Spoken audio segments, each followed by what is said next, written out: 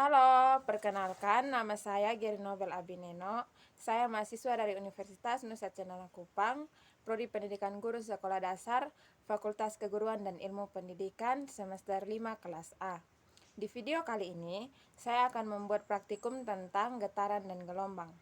Sebelum kita masuk dalam praktikumnya, saya akan menjelaskan apa yang dimaksud dengan getaran dan gelombang. Yang pertama adalah getaran. Getaran merupakan suatu peristiwa gerak bolak-balik secara teratur suatu benda melalui satu titik seimbang. Karena terjadi dengan teratur, getaran sering disebut juga dengan gerak periodik. Kuat atau lemahnya pergerakan benda tersebut dipengaruhi oleh jumlah energi yang diberikan. Semakin besar energi yang diberikan, maka semakin kuat pula getaran yang terjadi. Yang kedua adalah jenis-jenis getaran.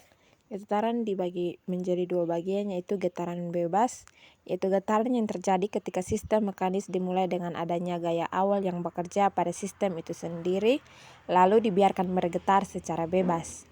Sedangkan getaran yang kedua adalah getaran paksa, yaitu getaran yang terjadi ketika gerak bolak-balik karena adanya gaya luar yang secara paksa menciptakan gerakan pada sistem. Contoh getaran dalam kehidupan sehari-hari yang pertama adalah senar gitar yang dipetik, kedua ayunan anak-anak yang sering dimainkan, dan pegas yang diberi beban. Yang berikut adalah pengertian gelombang. Gelombang merupakan getaran atau usikan yang merambat melalui medium. Rambatan dari usikan itu merupakan rambatan energi, sedangkan partikel-partikel dari medium tidak ikut merambat. Cepat lambat gelombang adalah jarak yang ditempuh oleh gelombang dalam waktu 1 detik. Seperti halnya pada getaran, gelombang juga memiliki besaran-besaran yang hampir sama dengan getaran. Yang berikut adalah jenis-jenis gelombang. Secara umum, terdapat dua jenis gelombang, yaitu gelombang mekanik dan gelombang elektromagnetik. Jenis gelombang pada medium perambatan gelombang yang pertama adalah gelombang mekanik, adalah sebuah gelombang yang dalam perambatannya memerlukan medium yang menyalurkan energi untuk keperluan proses penjalaran sebuah gelombang. Sedangkan gelombang elektromagnetik yaitu sebuah gelombang yang dapat merambat walau tidak ada medium. Energi elektromagnetik merambat dalam gelombang dengan beberapa karakter yang bisa diukur, yaitu panjang gelombang, frekuensi, amplitude, dan kecepatan.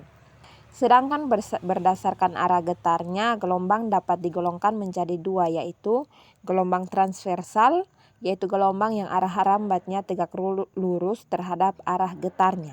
Sedangkan gelombang longitudinal adalah gelombang yang arah rambatnya sejajar dengan arah getarnya. Yang berikut adalah besaran dalam gelombang.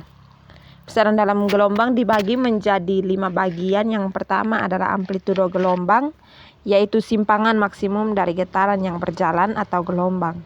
Yang kedua adalah periode gelombang, adalah waktu yang diperlukan oleh satu gelombang untuk melewati satu titik.